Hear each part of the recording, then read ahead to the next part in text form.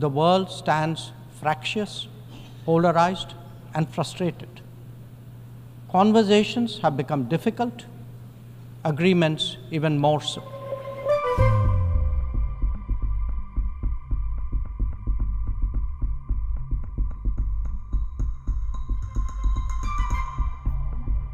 I now give the floor to His Excellency Sabrahmanyam Jaishankar, Minister of External Affairs of India.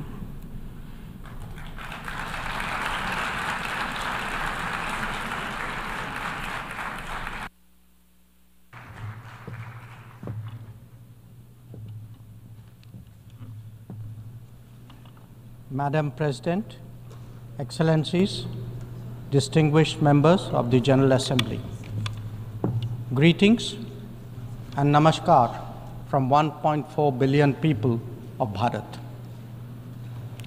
I congratulate the President of the General Assembly, His Excellency Mr. Philemon Yang, and strongly support the 79th UN General Assembly's theme of leaving no one behind.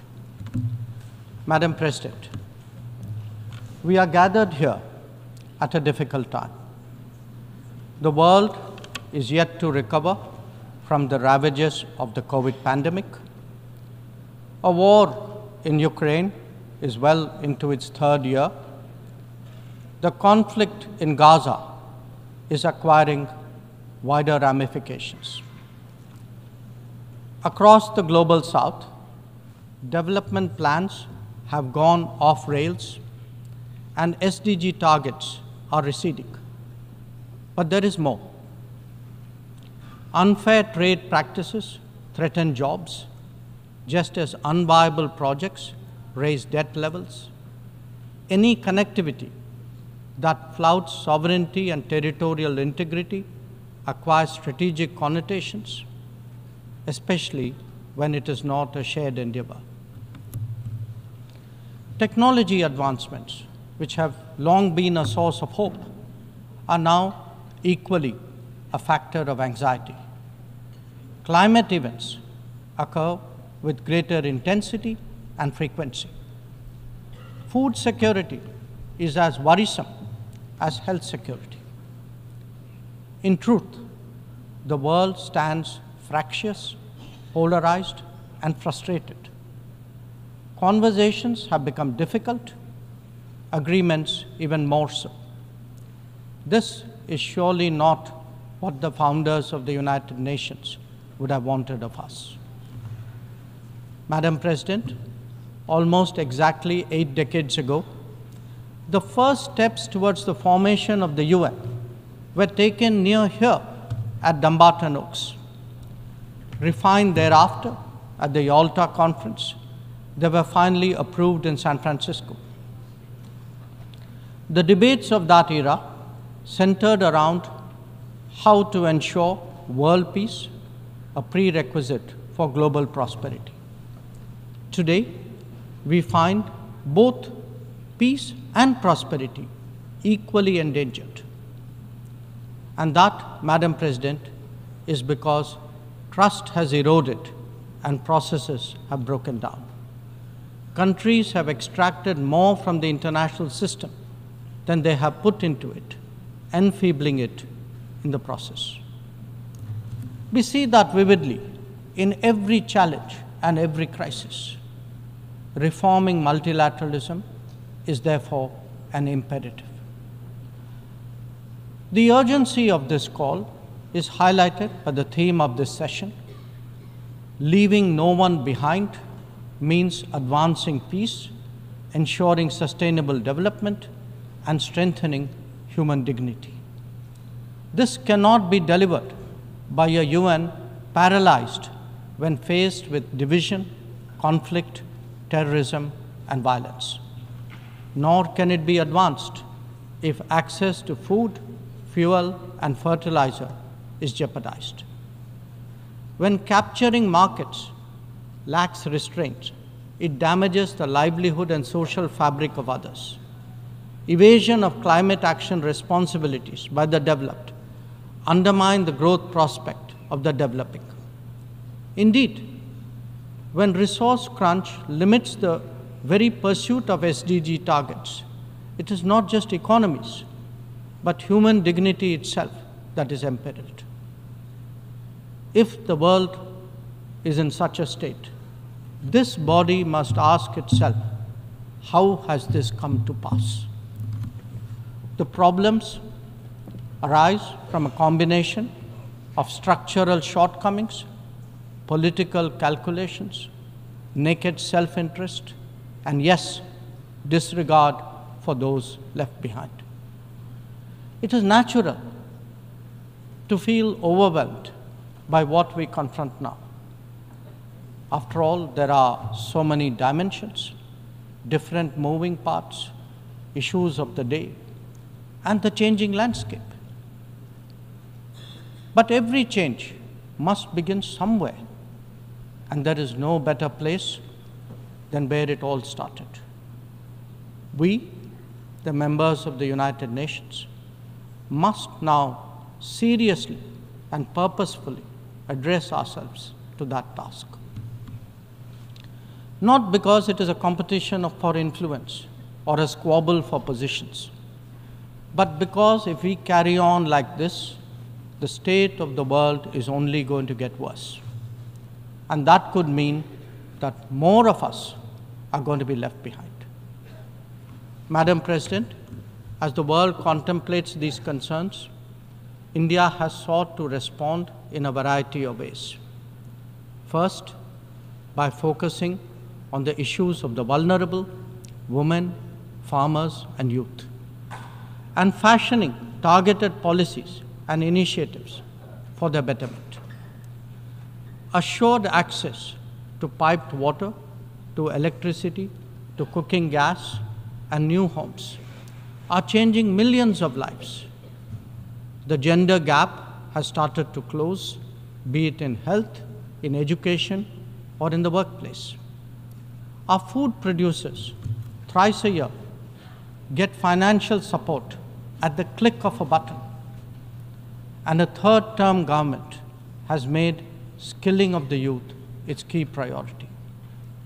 Second, by expanding opportunities for employment and for entrepreneurship, including through stronger training and large-scale financial incentives. 495 mudra loans, 495 million mudra loans have been given to small businesses in the last decade. 67% of them are to women. Equally telling, 6.56 million street vendors have availed of 8.85 million Swanidhi loans. This is just in the last 4 years. 45% of the beneficiaries are again women. Third, by creating templates that are replicable elsewhere. It could be digital delivery or enhancing the quality of governance and public services, as indeed making medicines and health facilities accessible and affordable. A digital public infrastructure and a people's pharmacy are today examples of what India can readily offer to the world. It is also an alternative vision where technology is used to empower, not to dominate. Fourth, by encouraging the Global South to voice its shared concerns and come together. To that end, we have convened 3 Global South summits, the most recent in August of 2024. And fifth, by contributing to the well-being of the global commons and responding to the pressing needs of those in distress. This has ranged from undertaking projects in 78 nations, providing resources to neighbors, and responding to HADR situations, to supplying medicines and ensuring maritime safety and security. Madam President, given the scale of transformation underway in India, each of these dimensions underline that the world's problems can indeed be tackled, and that by working together, we can surely create a larger lifting tide. In these troubled times, it is necessary, Madam President, to provide hope and rekindle optimism. We have to demonstrate that big changes are possible and not over a long period. And nothing is more powerful in this regard than the transformative potential of the digital. We have seen its impact in our daily lives in India over the last decade. It is visible when public benefits from nutritional support and housing to energy and health are delivered efficiently and on a vast scale. Or when small business loans and farmers' support are extended without using intermediaries. In fact, when street vendors and expat workforce confidently use fintech in their regular transactions, when services delivery and benefits move seamlessly and transparently, less people will be left behind. That, Madam President, is India's experience and India's relevance. Such leapfrogging possibilities, coupled with people-centric policies and visionary leadership, can be real game changers. When India lands on the moon, rolls out its own 5G stack, dispatches vaccines worldwide, embraces fintech, or houses so many global capability centers, there is a message here. Our quest for a Viksit Bharat or a developed India will understandably be followed closely. Madam President, an important cause of many getting left behind has been the unfairness of the current globalization model. Over-concentration of production has hollowed out many economies, impacting their employment and social stability. Democratizing global production, building resilient supply chains, ensuring trusted digital services, and espousing an open source culture, all these promote widespread prosperity. There are economic answers, just as there are social ones. Madam President, the UN has always maintained that peace and development go hand in hand. Yet, when challenges to one have emerged, due regard has not been given to the other. Clearly, their economic implications for the weak and vulnerable need to be highlighted. But we must also recognize that conflicts themselves must be resolved. The world cannot be fatalistic about the continuation of violence on a large scale, no more than be impervious to its broader consequences. Whether it is the war in Ukraine or the conflict in Gaza, the international community seeks urgent solutions. These sentiments must be acknowledged and acted upon. Madam President, the UN is a testimony to the agreed principles and shared objectives of the world order. Respect for international law and commitments are among the foremost in that regard. If we are to ensure global security and stability, then it is essential that those who seek to lead set the right example. Nor can we countenance egregious violations of our basic tenets. Terrorism is antithetical of everything that the world stands for. All its forms of and manifestations must be resolutely opposed.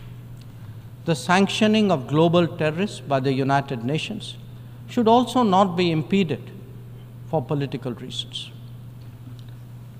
Madam President, many countries get left behind due to circumstances beyond their control.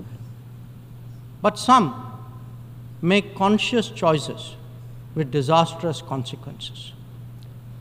A premier example is our neighbor, Pakistan. Unfortunately, their misdeeds affect others as well, especially the neighborhood. When this polity instills such fanaticism among its people, its GDP can only be measured in terms of radicalization and its exports in the form of terrorism. Today, we see the ills it sought to visit on others consume its own society. It can't blame the world. This is only karma.